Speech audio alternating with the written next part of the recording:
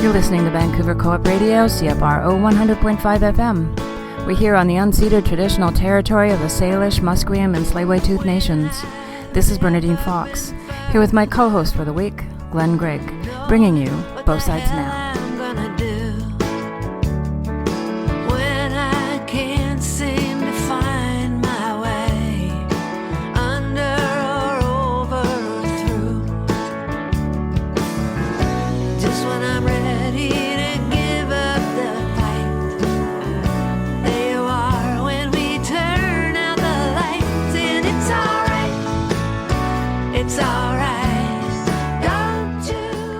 Many parents are worried about how Covid-19 and the imperative to social distance may be affecting their children.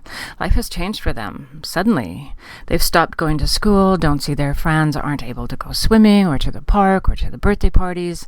They can't see their aunts or uncles or grandparents, and unlike us adults, they don't have the same access to information about this coronavirus and may have gaps in their understanding about what we are doing and sometimes why we are doing it. Today we're going to talk to Michelle Oucharek-Deo, an expressive arts therapist who works with kids, but we also have 8 other guests you're going to want to hear from, so stay tuned. Did you know that Vancouver Co-op Radio, CFRO 100.5 FM, has over 90 different shows produced by over 350 community members? This wide range of programming produced by our diverse group of programmers ensures that we have a show you'll love. We have shows on feminism, spirituality, disability rights, politics, unions, and parenting. We play jazz, indie rock, reggae, blues, and folk. We broadcast in 12 different languages and have more First Nations programs than any other radio station in Vancouver. Find your show on Vancouver Co-op Radio, CFRO 100.5 FM. All different, all the time.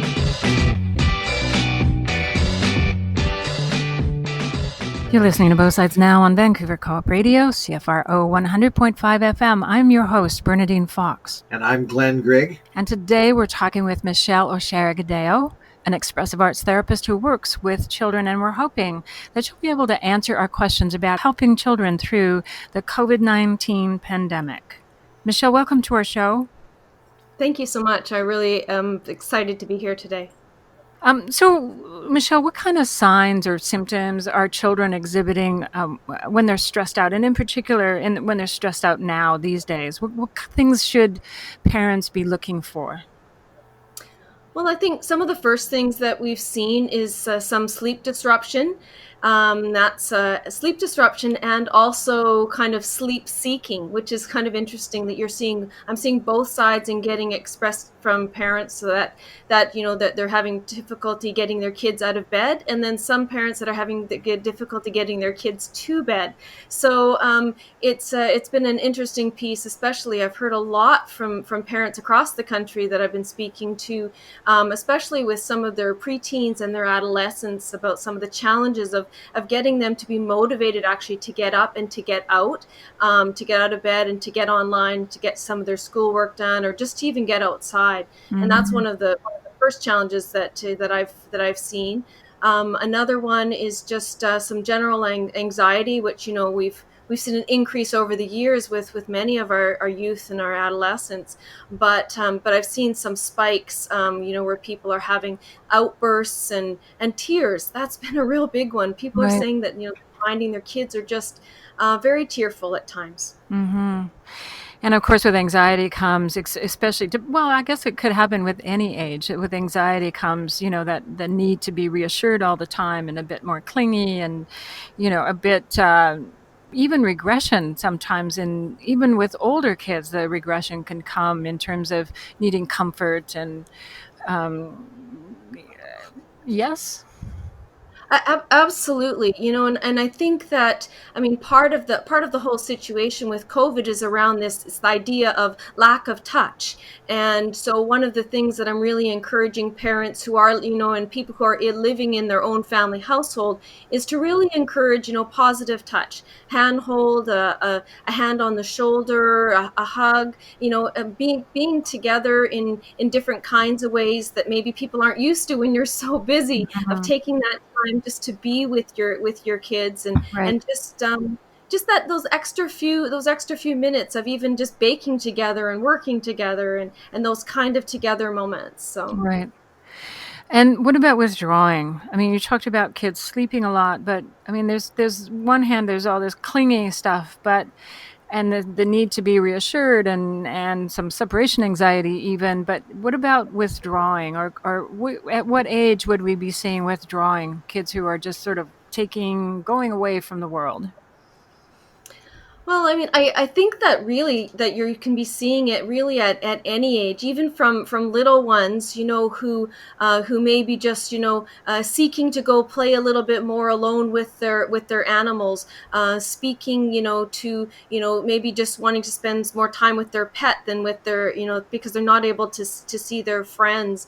We're seeing kids, just sometimes just acting in different kinds of like different bizarre different kinds of ways. I even had a family the other day just let me know that that their youngster started locking the door to the garage, and the mother had said to him, well, you can't lock the door to the garage, your dad needs to get in when he comes home from work.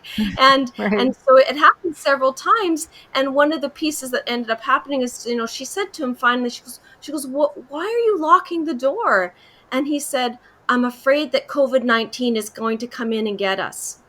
And Yeah. so really interesting that he had turned the idea of COVID-19 into a living, breathing entity.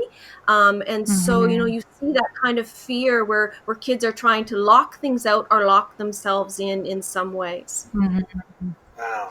Yeah, Glenn and I actually Michelle, talked about that last week, about a sort of invisible monster that this thing is.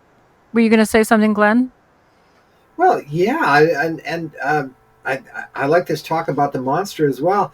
But Michelle, you're taking us to a really important place, I think, and I wonder if you could say more about how grown-ups can um, kind of feel their way into the world of a child, because I know that you can give us a little bit of guidance about how anxiety in children sort of plays out differently than it does in adults, and Well, it does, and I think that for adults, they have they've got a whole different set of skills when it deals with anxiety. But for kids, definitely, where we get to see, as Bernadine was mentioning about some of the regressive pieces, we see anger bursts, we see things where they didn't have fear before. For youngsters, sometimes you end up starting to see accidents that end up happening, and where you would have never, thought. Bedwetting can also be a sign of some of the anxiety that they may be experiencing, and even sometimes you get like really physiological issues of things like hives, and kids start to break out Mhm. into different kinds of physical symptoms that you may think is from something else, but it absolutely can be anxiety induced. wow. Even stress vomiting can actually happen, where their stomach becomes so upset that they end up getting an acid buildup, and then they end up being sick just from the stress alone. Right. Yeah. Can we kind of dwell on that one for a moment? Because one of the things I think might be very useful for parents to know about is that uh, stress is a general systemic thing. It affects your whole body and your whole central nervous system. And your most vulnerable organ system is the one that's going to show up first. Well, that's a technical mouthful, but Michelle, can you explain to us about how one kid will have a sore stomach, and another kid will have hives, and another kid will have respiratory difficulty, and how that plays out? Well, I mean, I think that from for a parent, when they are especially dealing right now with the COVID situation, it's really hard and actually pretty scary from a parent's point of view to know whether or not something is actually a medical challenge or an anxiety based piece. And I think one of the things parents can also do is take a personal inventory. Have they experienced these symptoms previously? Is this something quick in onset? So sometimes you actually have to, parents are not only teachers right now, but they also have to be doctors and bakers and candlestick makers almost, that Yes. they have to be able to really know their child. And I think that's, one of the pieces of really that getting to know all about them and figuring out, well, what is, that they have to be almost like detectives. They have to figure out, what is medical, what is anxiety based, and then what can they do to be able to help to reduce the anxiety in the household at present. And so, I think that brings us over to, some of the different skill sets, that I'm able to use and that I employ with some of my families, which is some of the different kinds of art and gardening and those kind of things that, that I'm able to employ with some of my people right now. So. Can we go back to difficulty sleeping? Because one of the things that I heard you talk about is people can sometimes sleep too much or not be able to go to sleep at all. And one of the things that adults have been talking about is having very vivid dreams. And it's not just here or in my friends or, in Canada. I've heard it all the way down to Australia, people talking about having vivid dreams. And if adults are having it, children are having it. Do we have any idea why that is? And Glen, please jump in if you know as well. And are kids having this, Michelle, or are they talking about is this manifesting for them in another way? Well, I haven't in my caseload. I haven't had too many people focus on the dream manifestation right now. But I would say that if somebody is having really vivid dreams almost every day, one of the best things that you can do is actually keep a dream journal, and it can either be through images or through writing it down. And even if a parent is working with their kids on keeping a dream journal, because what can happen is that as you keep a journal like that, you get to see the themes that start coming out in the dreams, and then you can start working, if you're working with a counselor or even just as a parent, you can start to see some of the different pieces that are coming up again and again, and then if you need help, then you can ask for more help when they're out there. Glenn? Oh yeah, I think this is so brilliant to first of all take it seriously. That I'm going to encourage our listeners to think about dreams as messages from those parts of your inner life that don't necessarily use words. There are parts of you, and I know, Michelle, you're the expert on this area. There are parts of you that communicate through images and through metaphors and through sounds and through pictures and so on. That's the material that's coming forward in dreams. And so to listen to that, to the dream about the monster, or the dream about being pursued, the dream about falling, these are important messages from inner life. How do children then, I mean, when you're working with a child, Michelle, and you're doing a dream journal, would you have them be drawing pictures and then talking to you about them, or how do you help them process that? Absolutely. I mean, depending on whether the dream is a disturbing dream and it's something that's a little bit scary, or whether it's just something that they're not understanding. A really great example would be, when I had a young person I worked with who was having dreams of these monsters, and that they would come to him. And so in our session work, what we ended up doing was creating a piece of art that had two pieces of paper together, and I cut out a door. And so what we ended up doing was we actually drew the monster. I had him, okay, I want you to draw the monster, and then we're going to put the paper on top, and then we're going to close the door, and then you can open the door and you can tell the monster whatever you want, and you can close the door. And so what I then was able to do was to create this place to give him the power, so that I said to him, when you go back into your dream, if you see the Grinchy monster, is what he used to call him, I said, you just close the door. I said, you have the power to make the door and close the door. And Right. And so sometimes I'll give them different tools to be able to use, and even give them literal tools. Like we'll have like a little power box that'll be beside their bed. And I said, okay, before you go to sleep at night, I want you to hold on to one of your power balls and know that you've got extra power, so that if that monster comes, then you know that you've got extra ammunition to be able to fight back, and just to give them different ways of being able to internalize some additional power when they're feeling powerless outside in their outside world. Mm-hmm. And could we, as parents, well, we're going to talk a little bit more about parents and what they can do, but I'm thinking of the ways in which some kids can end up being sort of arguing and saying no or having temper tantrums. Couldn't we consider that as children feeling like they're lacking control or they need more control? Or how would you look at those issues? And I mean, certainly people have talked about that in this time frame, that their kids are acting out in ways that aren't normal for them. Well, and I think that's you hit on a really good key is actually identifying whether the behavior and the tantrums are they're normal or abnormal. If you've got a child who is typically well behaved and you see those kind of acting out behaviors, one of the best things that I've found that I recommend to families to do is to initially, remove the child from that situation. Go to a quiet place. Go outside into the garden if you can. Go outside onto your balcony if all you have is, if you're in an apartment, go sit in the stairwell if you need to. Change the environment where the tantrum happened, and then to be able to sit with them and quietly, be able to, sometimes just the quietness of being together. I think sometimes adults talk too much.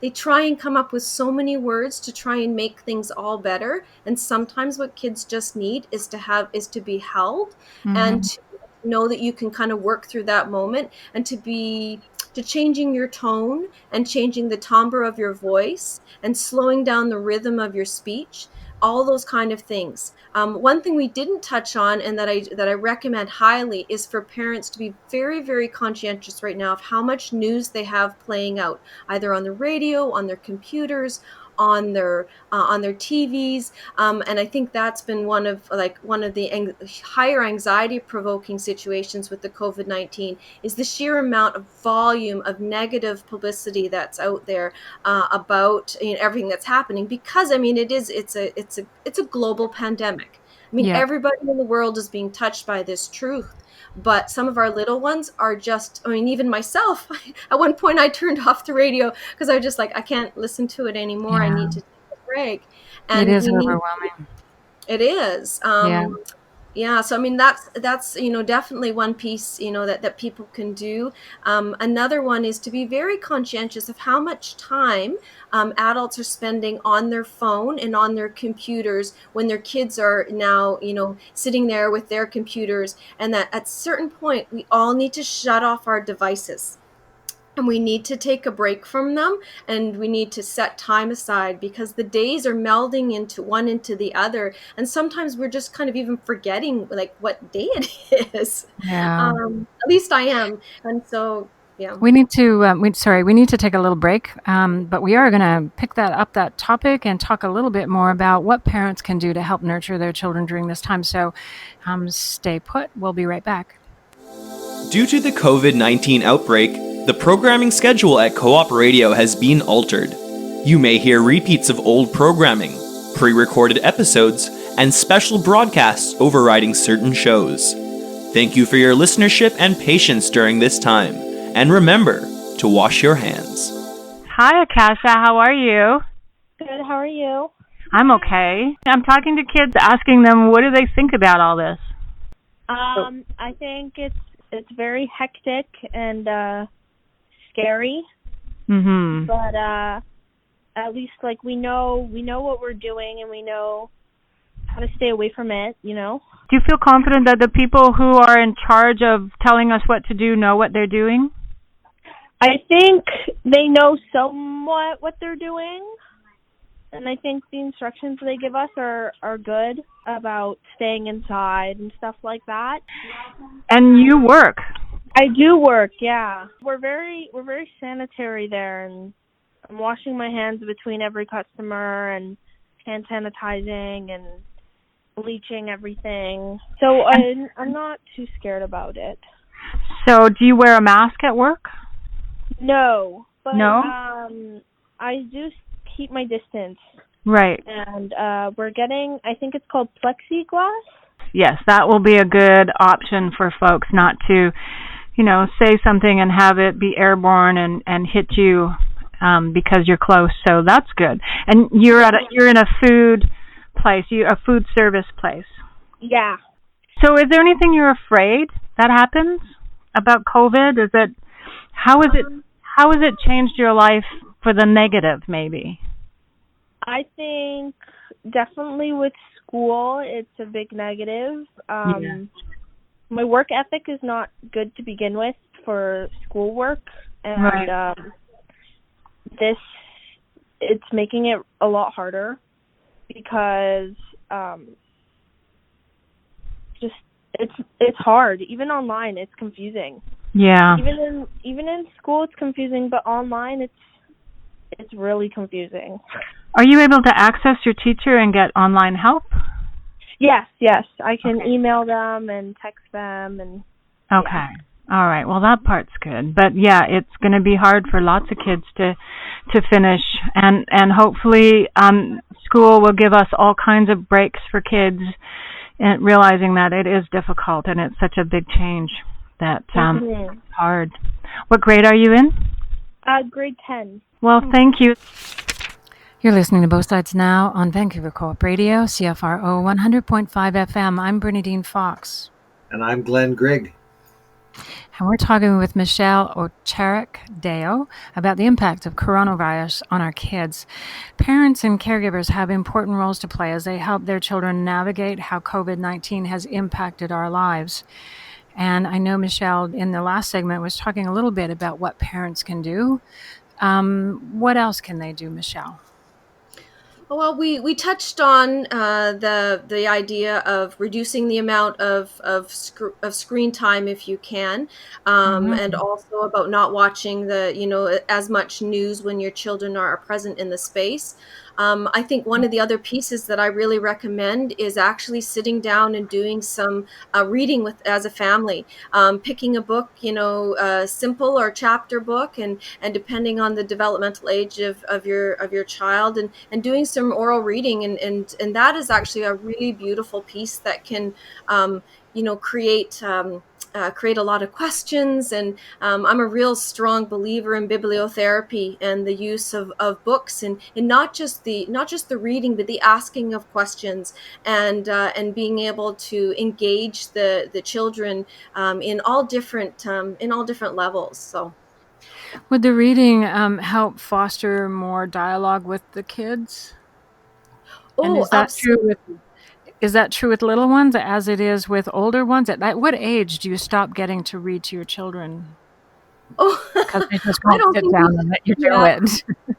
You know what? I don't think that we should ever stop. Even just truthfully, in our household, my son, he's graduating from high school this year, and we always enjoy a good read of some a piece of poetry, or even just a little bit of a book that he's a big avid reader himself. So but throughout our whole lives as parents, we've always read to him, and even he started at times reading to me. So it's kind of it's a nice shift around. So I'm going to jump in with I'm a bit of the class geek. I'm the part of the crew that reads the research journals for a living, and one of the facts we can put on the table is that when people study psychotherapy with little kids, they need to have a control group. What do you compare the psychotherapy experience with?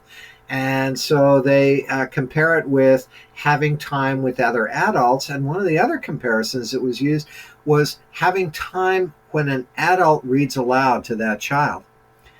And it turns out that psychotherapy with kids is really, really effective, but also the children who were read aloud to by a trusted adult had almost the same mental health gains as the kids who got the psychotherapy.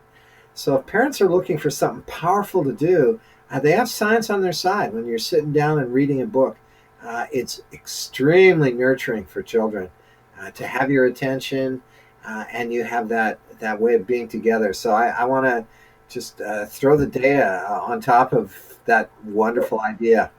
I just want to reiterate that, and actually I was just my son Owen is sitting here with me right now, and I just wanted to just throw it out to you, Owen. I mean, we read to you for years. What was that like for you?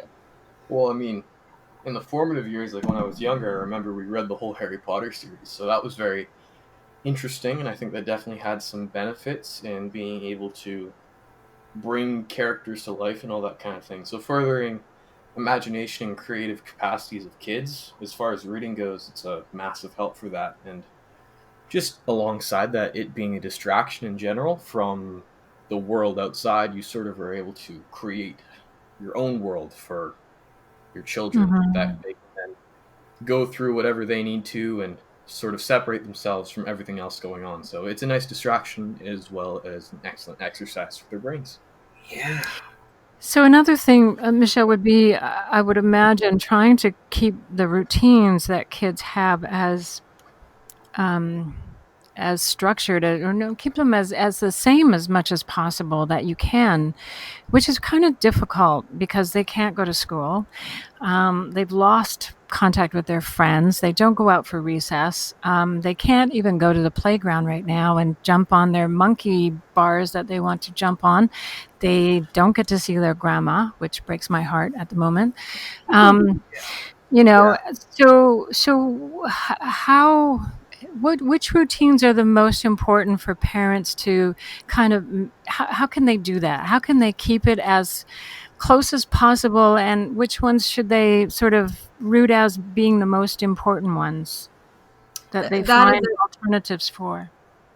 Thank you. I think that routine is something that we haven't been talking about enough. Maintaining routine with the whole situation, and I think that one of the pivotal pieces that I've seen is actually maintaining their physical exercise. And when you talk about recess, it is one of the most important lessons of their day between like recess and lunch, honestly, for little ones and for big ones.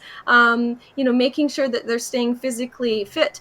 The other day I was up at the park, and I saw a parent that I know with her three kids, and she was actually setting up her own kilometer club, and she had made popsicle sticks, and so the kids had to run around the outside of the park, and every time they got one loop, then they got a stick.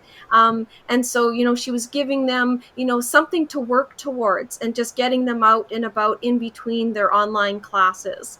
And Mhm. so I saw that, and I thought, oh, hip hip hooray, she's putting something together. But as far as routine, it's easy for people just to kind of let people just sit in front of the screen, especially when parents are having to work and being teacher and all these other things. But we have to be able to help our kids to have that full dynamic of being expressive, both in some sort of art making, getting outside, anything that we can do. I don't know that we can recreate the routine of school, but we Mhm. can create new routines within the household that we can then stick to.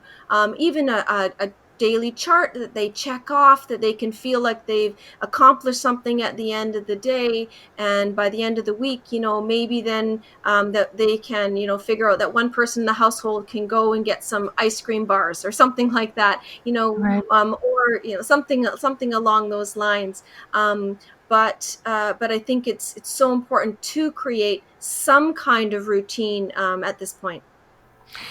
And at what point do we back off because our suggestions and our ideas about what is the best thing for this kid is actually bunting up against what they need that maybe we don't get? Like a kid needs to withdraw and we're asking them to do a Mm. homework chart, or just homework for that matter. For some kids that's been problematic. Homeschooling has been problematic, not just for kids but for parents too. So at what point do we back off because it's not working?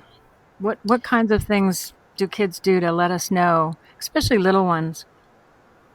Oh, little ones will cry. They'll push back. They'll curl up in a ball. They'll roll around. They'll spin. They'll they'll Right. they'll do just about anything to avoid if they're not able to. And as some of my parents have found, that when it is creating more chaos in their family unit to get them to do their schoolwork, then Mm, then we have to let it go. The right. fact is that the fact is that a child not finishing, their math homework, or a spelling, a spelling paper, is not going to end their academic career for their life. It's No. not going to make or break. Like them missing out, and I have a sibling who is a teacher, a brother-in-law, neighbors, and that I think that school is very important, but we also need to make sure that if a child is not able to be learning, online, and they don't have the support, the kind of supports they need for whatever reasons, that we also have to leave room for them, to just be, Yes. and to go out, and if they need to go dig, in the dirt outside, then that would be, to me, the schooling they need. Yeah. Yes. Michelle, you have such a beautiful way of putting that. I heard a beautiful metaphor the other day about parents, establishing some structure and being strong. And the metaphor was, don't be strong like a piece of steel, that has, it just has no give to it. Be strong like a tree that can bend and move, and yet will not break. I like that. Yes. Yeah, and that kind of idea. But yeah, you're very tired today, so we won't do the whole spelling list. We've done enough for now. Yeah. And Yeah. things like that make such a difference, and I'm so excited that you're talking about it. Well, Michelle, sorry, we can't see each other here, so we're kind of talk over top of each other. But I know you work with kids who have special needs, that are autistic and neurodiverse. How is this impacting on them? Especially for kids, I worry about, who are OCD, where we're now just sort of giving them the life experience of their worst fears. Well, it's interesting because it's working. It's working for them and against them. I would say that for a percentage of my population who are on the autism spectrum, working online has had its benefits and its drawbacks. In that, that in some ways, they like working with the technology, but they but they want it more than anything. They'd rather be playing games than actually, interacting with someone. Will there be long-term and a long-term impact on social distancing and this whole pandemic on our kids in the future? Do we have any idea, or can we draw from any other experience to know how this might impact them? Well, I don't know about drawing from any other experience, because I'd never quite been through anything like this. But what I would say is, I mean, for the adolescents, and Owen can speak more to that later, that that they're going to bounce back. They'll be okay.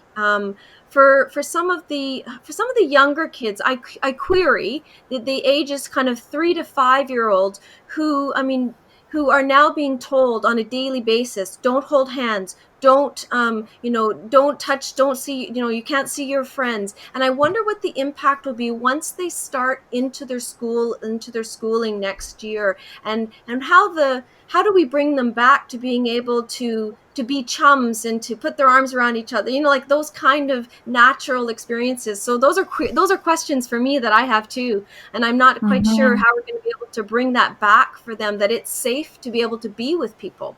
And this is the same thing you're bringing out, Michelle, is that kids need to know that we're dealing with a special circumstance, and it's not about them. It's about dealing with a situation. Hi, Cece. How are you? Good. So, Cece, what do you think about coronavirus? I think we have to stay away from all of the people. I know. Isn't that sad? Yeah. Well, one day it will be...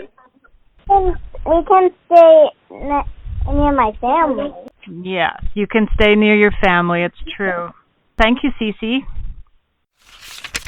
We need to just take a little break, but we're going to come back and we get to have a special conversation with Michelle's son, Owen. So don't go away. We'll be right back.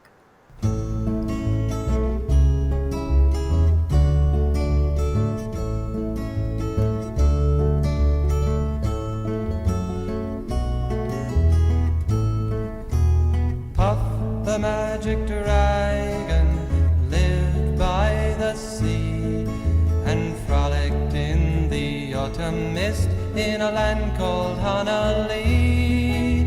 Little Jackie Paper loved that rascal Puff and brought him strings and sealing wax and other fancy stuff. Oh, Puff the magic dragon lived by the sea and frolicked in the autumn mist in a land called Honolulu. Puff the magic dragon lived by the sea and frolicked in the autumn mist in a land called Honolulu. Together they would travel on a boat with billowed sail. Jackie kept a lookout perched on Puff's gigantic tail. Noble kings and princes would bow whene'er they came. Pirate ships would lower their flags when Puff roared out his name. Oh, Puff the magic dragon lived by the sea and frolicked in the autumn mist in a land called Honolulu. Puff the magic dragon lived by the sea and frolicked in the autumn mist in a land called Honolulu. A dragon lives forever, but not so little boys. Painted wings and giant's rings make way for other toys. One gray night it happened, Jackie Paper came no more, and Puff that mighty dragon, he ceased his fearless roar. His head was bent in sorrow, green scales fell like rain. Puff no longer went to play along the cherry lane. Without his lifelong friend, Puff could not be brave. So Puff that mighty dragon sadly slipped into his cave. Oh, Puff the magic dragon lived by the sea and frolicked in the autumn mist in a land called Honolulu. Puff the magic dragon lived by the sea and frolicked in the autumn mist in a land called Honolulu. Hey, hi, Sapphire. Hi. How are you? Good. We're talking to kids about what they think about this whole virus thing, and so I just wanted to ask you, what do you think about it? It's okay. Like, it is bad. It is bad. But there's okay parts to it? What's okay about it? You can go outside and take walks or whatever. Yeah, you can go outside and take walks. Thank God for that, hey? That's a good thing. What don't you get to do because of it? Go to a park. You can't go to a park? Yeah. Yeah, it's pretty bad. And you can't go on the playground stuff, right? But at home we have the trampoline, the treehouse, a zip line. Wow, you have a swing, a trampoline, and a zip line, and a treehouse, I believe. Yeah. Yeah, that's good. Do you miss school? Yeah. Yeah. Do you get to see your friends from school at all? Well, in calls, yeah. In calls, hey? Do you do like Zoom calls? School program and you can call each other and stuff. Yeah. Well, that's good. That's good. Do you like doing school at home? No. Ace, how old are you? I'm 20. I'll be turning 21 in September. What do you know about COVID-19? It's a virus that's kind of like the flu, causes breathing problems. It's fast spreading, so the world kind of shut down. Really heavy in Italy. How did it impact on you?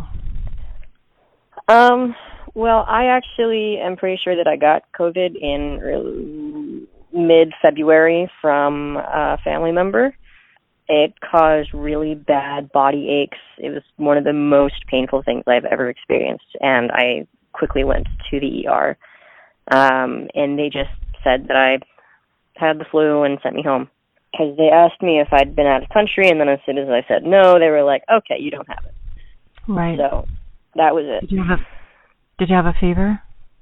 I think I had a fever. I had body aches. After a little while, after I'd gone home, my nose started running, and then I got like pneumonia-like symptoms. But I got better before it turned into pneumonia, thankfully. How else has it impacted on your life? Pretty hugely.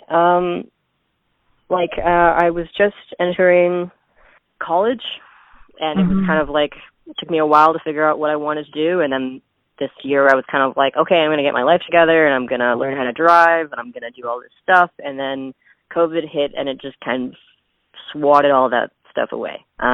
So I'm not in school, I can't learn to drive, and it really, really negatively impacted one of my relationships.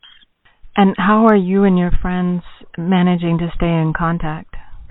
Well, mostly we use Snapchat or Instagram. I'm more of an introvert myself, so I message occasionally. I'll add to my story so my friends can see what's up. But sometimes we'll play games together over the internet, like Minecraft, so that we can kind of pretend that we're looking at each other. So how long do you think this is going to go on for? What do you see in the future, the near future? Personally, for Canada, which is, pretty good, low amount of cases, it was acted on very fast. I think for quarantine, I don't know exactly. I would imagine maybe 1.5 more months, maybe 2 months. But the repercussions will always be here. Like, the world is, people are waiting for the world to go back to how it was, but it's not going to go back to how it was, because clearly how it was before was bad because of, all the stuff that's been going wrong. And the world is permanently changed. Definitely going to be a history chapter in school. So, just preparing for the new world, really. Yeah, I guess we'll have to wait and see what happens from it. Yep. Well, thank you, Ace, for coming and chatting. Yeah, thank you. You're listening to Both Sides Now on Vancouver Co-op Radio, CFRO 100.5 FM. I'm Bernadine Fox here with my co-host, Glen Grigg, and we've been talking with Michelle Oucharek-Deo about the impact of coronavirus on our kids. But now we're going to shift a little, and we're going to talk with her son, Owen. Hi, Owen. Hi there. How are you doing? I'm okay. How are you doing? Oh, not too bad. A little bored and a little tired is the answer I've given to everyone who's asked me that. So. Yeah, the first part of this stay at home, I thought, yay, I get to just do whatever I want in my pajamas, and I don't have to have a schedule. And then about 2-3 weeks in, I got really bored, and it's getting a little harder. I don't know if that's true for you. Yeah, no, I agree with you. I think the appeal dried up pretty quick in sitting and lounging around doing nothing, especially with school coming back in. It's definitely a lot harder to deal with everything online. And how old are you again? Well, I just turned 17 2 days ago. Oh, well, happy birthday. Hey, congratulations, Owen, and happy birthday. Thank you. What grade are you in, Owen? I'm in grade 12 right now. So you're in your final year of high school. And if I remember right about the final year of high school, the pushes on to get the work finished and get ready to have your grades being examined by people in post-secondary institutions, et cetera, et cetera. That must be a bit stressful. Yeah, absolutely. It's a little bit interesting, to say the least, just to make sure you stay on top of everything, because on the bright side, it does put a lot of onus on us to stay on top of all of our school topics, so it is good practice for actually being in university. But on the other hand, the helping hand we've had for the entire first semester is gone, and I know some people are struggling to stay up to date and on top of all their schoolwork. So Yeah. Not everybody is going to have the personality that lends itself well to that. What do you know about COVID-19? well, pretty much what I think I need to know in the terms of, like, I've checked out the news, and, like, for instance, we were going to go on a big spring break vacation, all that kind of fun stuff. So I was monitoring all the WHO reports and all that kind of stuff. So I have a general idea of sort of what's going on, the reason for social distancing, the different effects it's having in different countries in terms of good responses and everyone behaving, staying inside, trying to flatten the curve. So less people infected and less deaths, and then the absolute Darwin Award winners who are running around in big herds protesting a lockdown. So Yeah, that's it's so nice to see the wild. wild and kicking. Why do you suppose they're doing that? I have a lot of answers, and a lot of them would not be very permissible for me to say, but we'll just say that they're misinformed. We'll leave it at that. Yeah, it does seem to lend the whole, what they're doing lends itself to the idea that they're not really taking COVID-19 seriously in terms of how contagious it is and how dangerous it is to some folks. Not everyone, but to certainly some folks it is. And it's not just old folks anymore. And we're finding about young people who are having heart attacks, and even younger people who are having strokes, and kids whose toes are turning purple, and it's affecting all age groups at this point. You said you were taking a gap year, but you do have plans to go on to a post-secondary education. Has that changed? Absolutely not. It Absolutely not. I feel that I'm 100% planning on going through to a secondary education place, and I think if anything, the gap year has worked very much in my favor, is not to start my first year of university online. So I think I did quite well for myself in that term. Okay, and you're a rugby player. Yes. That must be hard, because I'm pretty sure rugby is not being played these days, unless you're managing to do it at 6 feet distance. Yeah, I feel like it's just a little bit too much of a contact sport for that. So unfortunately, everything's sort of been postponed and tossed off to the side. So although disheartening, I understand the need for it. So Right. Yeah. Right. Oh, and this is your friend Glen kind of jumping in. Am I on top of you there, Bernadine? Oh, no, it's fine. Just so everybody knows, just so we're clear about this, so people out there in radio land understand, is we're actually all coming to you from different homes. We're all sitting in our own places in front of our computers, talking into mics. So we actually can't see each other. So we will talk over each other a lot. So, but there you go, Glenn. Take it away. Yeah, we don't have these social cues.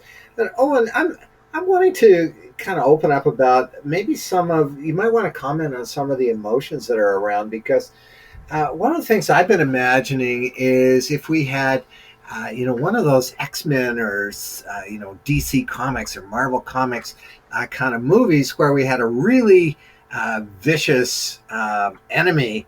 That enemy would come in and would say, I'm going to take away your entire social life. And then at the time that you're trying to leave home, I'm going to make you get locked in with your family when you can't do that. And whatever sports you love and the stuff that you love to do, I'm going to cancel all that kind of stuff.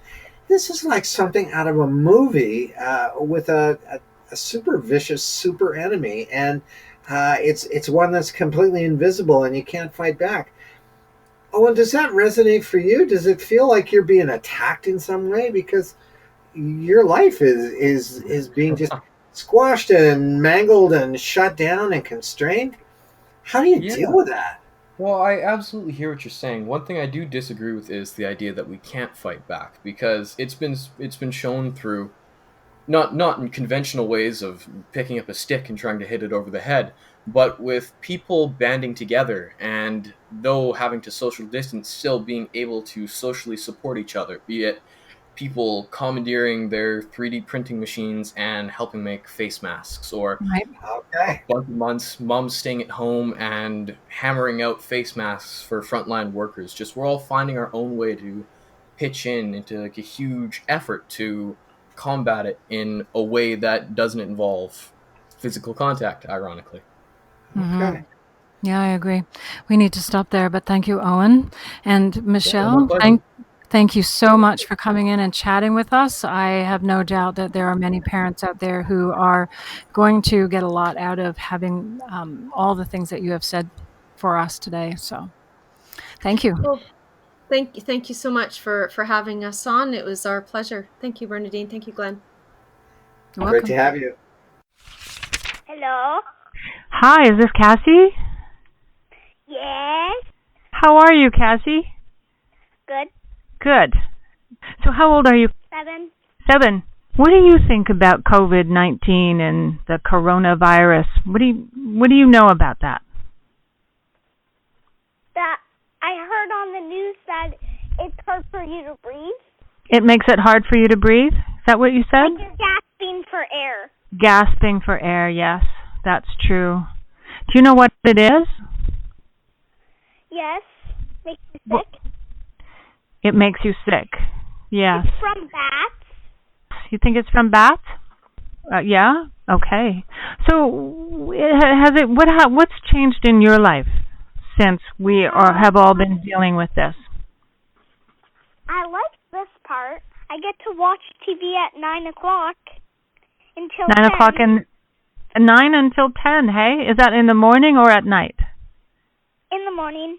Sometimes I get to play Roblox until 4 until 5, and then every day, except for the days I get to play Roblox, I get to watch TV and stuff until 5 from 4. This has been kind of okay for you. Yep. Yeah. Do you mind not being able to go out of your house that much? I do, actually. Sometimes You we do? go for ice cream, and most of the time when I can, because sometimes it's raining, I take my dogs and I play tag with them around my cul-de-sac. Yeah, that's wonderful, Cassie. That's great. Is there anything you don't like about it? That I can't see my friends. Yeah, that's really hard. How long has it been since you saw your friends? Do you know? A really long time. Yeah. Well, I hope you get to see them very, very soon. Well, thank you, Cassie, for talking with me.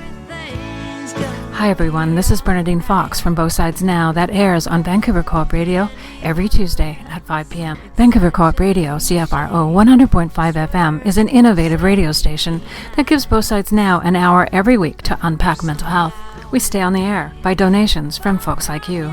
So if you can, visit Co-op Radio, all one word.org, that's coopradio.org, and hit the donate button on the top right-hand side of the screen and follow the directions.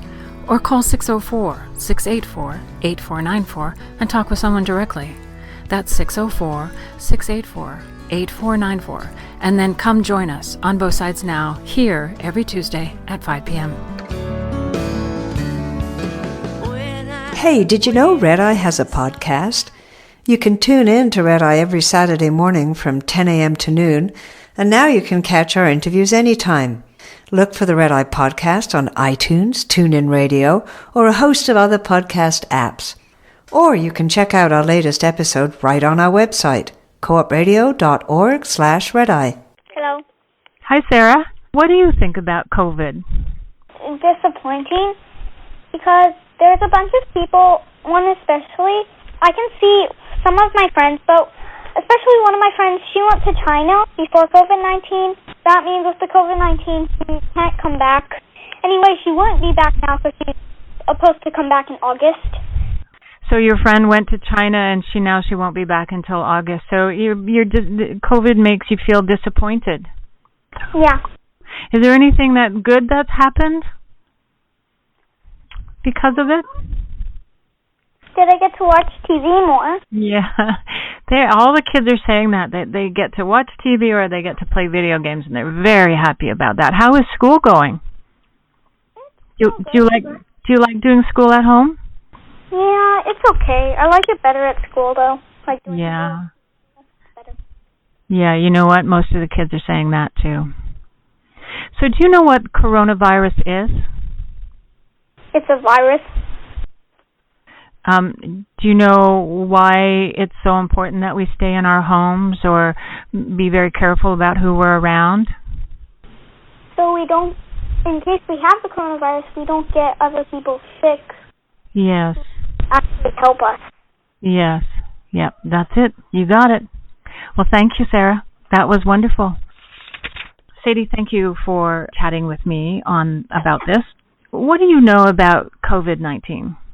I know that it's very easily passed along. So we have to stay inside in order to stop the spread of it so that we can all go back to normal faster. But I also know that a lot of people aren't staying inside, yes, which is slowing everything down and making this process so much harder. That's true.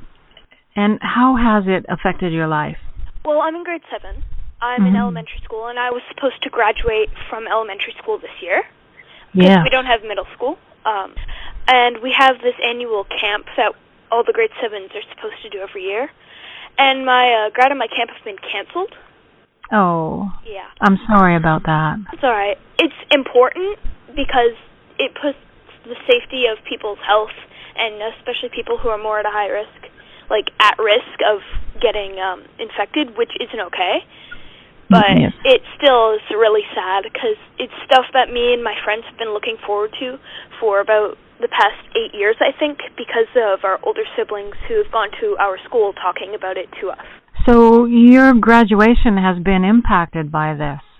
So this rite of passage that you've been working towards all of elementary school has just been kind of cut short. And how about your friendships? Have you been able to keep in touch with all your friends? Yeah, most of them, because I'll usually just text them on Instagram or on another platform. Yeah. Well, that's good. Well, thank you. You've been listening to Both Sides Now on Vancouver Co-op Radio, CFRO 100.5 FM. I'm Bernadine Fox, and that's our show.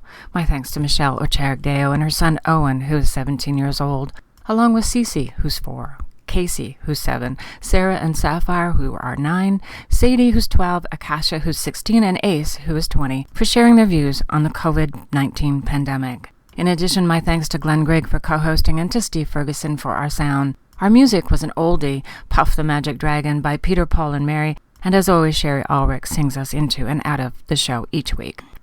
But most importantly, our thanks goes out to you for joining us today.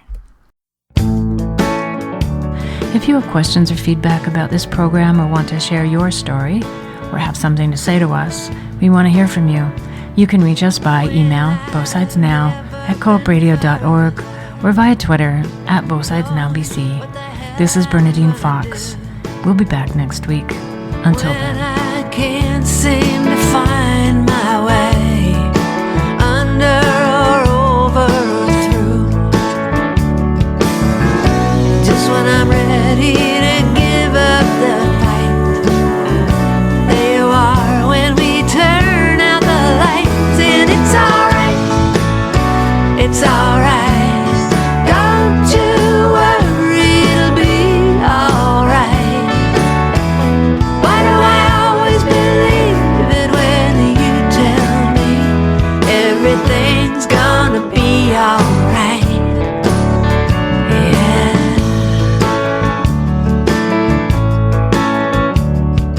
Why don't I wonder how you know? Well, surely you don't have all of the facts. You could be just making it up. Why don't I ever think of that? It's some kind of magic in the words that you breathe, saying, baby, take it from me. It's alright, it's alright. Don't you worry, it'll be alright. Why do I always believe it when you tell me everything's gonna be alright? Everything's gonna be alright. With anyone else, it's such a cliche, just words people